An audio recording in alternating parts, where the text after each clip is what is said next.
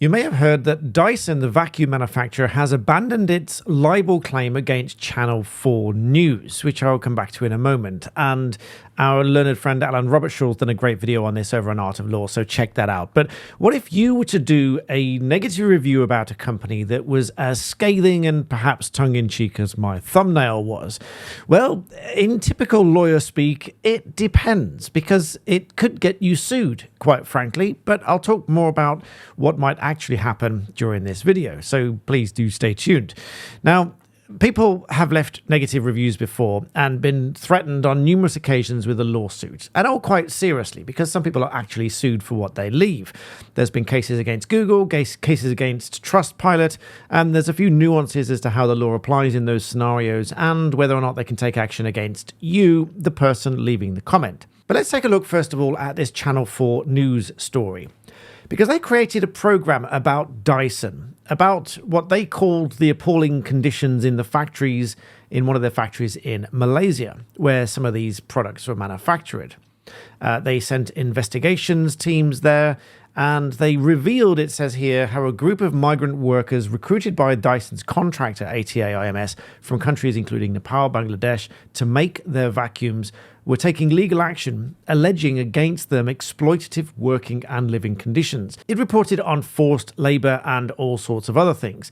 But this then got Channel 4 sued by Dyson for libel, which ended up in a protracted 2-year legal battle. There was an individual claim brought by James Dyson himself, because it was said that it wasn't clear against whom these allegations were made, and it could have sounded like it was him personally that was responsible for all of these goings on. But to cut a long story short, that claim itself was struck out.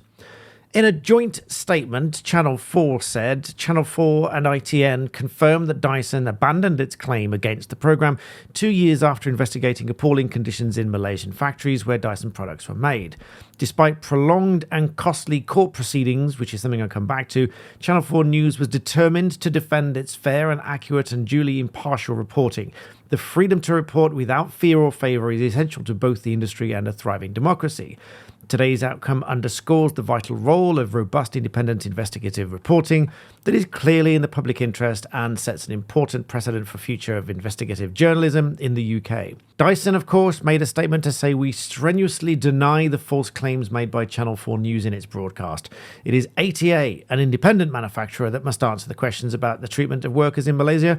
Dyson will never condone the mistreatment of workers anywhere in the world and defend its reputation when it's necessary. It is categorically wrong to describe this defamation action as a slap. A slap is a strategic lawsuit against public participation. In other words, a lawsuit to try to shut somebody up for raising criticisms." Now, this therefore has reached the attention of Charlie Holt of the UK Anti-Slap Coalition.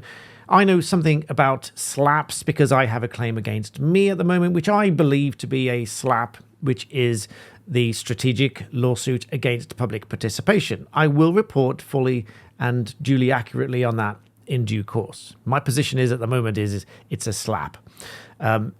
Charlie Holt says, "These legal tactics are used by anyone who seeks to block accountability. We've seen them used by Russian oligarchs, by corporations such as Dyson," he says, "and other powerful figures. They're used against a range of different communities seeking to exercise their democratic rights to speak out and advance accountability. These lawsuits represent a form of legal bullying, which are designed to force the target to retract their criticism. And they do that by using the litigation process to harass, intimidate, and drive up costs." Because, of course, coming back to the original point, if you were to make such a comment, a derogatory comment, which may well be true, it may well be your opinion, about a company, about your experience, and publish that online, they may not like that. They may threaten to sue you for that. They may actually sue you for that.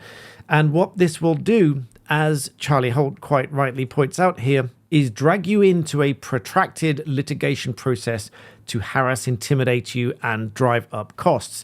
Because, of course, you will have to defend this, because if you don't respond to a claim, the other side will get judgment in default. Now, if you even so much as respond to say, "This is a load of rubbish," that can count as your defense. strictly speaking, you should respond to each point and put forward a positive case, and a bare denial should not ordinarily satisfy the rules, but it would probably be enough to prevent the other side from getting default judgment against you if you just send something in to say, this is total rubbish. So at the very least, as I say in all my videos, I would say, don't ignore these things. You ought to respond to them. Ignoring things usually makes things worse. So even a very straightforward response is better than nothing. But for more thoughts on this Dyson Channel 4 case, I'll link Al's video in the description below. It got a lot of views. There was a lot of interest. Go and watch that, and you get some nice scenic views whilst he's out and about walking as well. But now back to leaving reviews for companies. If you leave a review and it's your genuine experience and it's your genuine opinion and it is not just a derogatory attack upon the company, etc., and it's not genuine and it's not your real views, it is designed to bring down the reputation of the company, that might be a different story. If, on the other hand, you were to, in your view, catch the company out are doing something wrong as a consumer, for example, and you go on and leave a review on Trustpilot or Google Reviews and so on. Now, there's a distinction between the UK and the US when it comes to these companies and their liability for these things. For example, in the United States, they have the Communications Decency Act, which generally provides some sort of protection for the platform for such defamation claims, for such reviews, but not so in the UK. In the UK, the courts have treated the likes of Google as a publisher of defamatory content hosted on the platform, and so could be jointly sued along with the makers of those statements, i.e. the individual users that actually write the statements. But then there is also a serious problem for firms that want to bring a defamation claim against individuals for making such reviews, or indeed against Trustpilot or the likes of these review platforms themselves. That being that just this year, in June, the High Court granted summary judgment in favour of Trustpilot in a defamation claim brought by a law firm concerning negative online reviews. In short, the High Court said that the law firm had no real prospect of establishing that publication of these bad reviews had caused or was likely to cause serious harm. Serious harm is one of the elements of defamation that must be proved if someone was to be successful in a defamation claim. But now, enough about negative reviews. I'd like to provide you a positive one. Now, most of you know that the black belt in BlackBeltBarrister is not just a play on words. I am a black belt. I'm actually a master 7th degree black belt. Just recently, I'm very proud to say. And I'm always on the lookout for excellent gym equipment. You've probably noticed various bits of gym equipment around my home. And I wanted something that I could move between here and the house, because this is my studio and the house obviously I train in as well. So I came across this piece of equipment here, and it's called a home gym because I wanted something that I could move between my studio here where I do my work and my filming and the house in the wintertime primarily, so I could move back and forth between the two.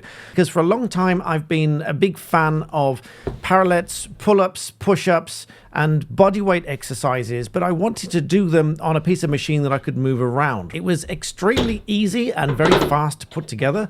The legs go into the base. You do the base up with the 4 screws on the bottom. All of the top components click into place very easily, and you're away to go. Bodyweight exercises have been the absolute core of my training for many years. To stay strong whilst avoiding injury, to stay in control of the exercises that I do, and there's a whole range of bodyweight exercises you can do to exercise virtually every part of your body. So this is called the Fit Home Gym Pro version 3. They also sent me these parallettes which fold together into a neat little package so you can take it with you. Again, so you can do these bodyweight exercises practically anywhere that you go, on holiday and things like that. So you can stay fit and you can stay strong. So I'll link those in the description below. Please do check them out. Tell them I said hi. And I hope this video has given you some confidence about leaving your reviews online, whether they're positive or negative, because there are a lot of companies now that I hear are threatening or actually suing people, such as in my case, for things that they say online. So let me know what you think in the comment section below. Do check out the Fit Home Gym. I think it's brilliant. And as always, thank you for watching.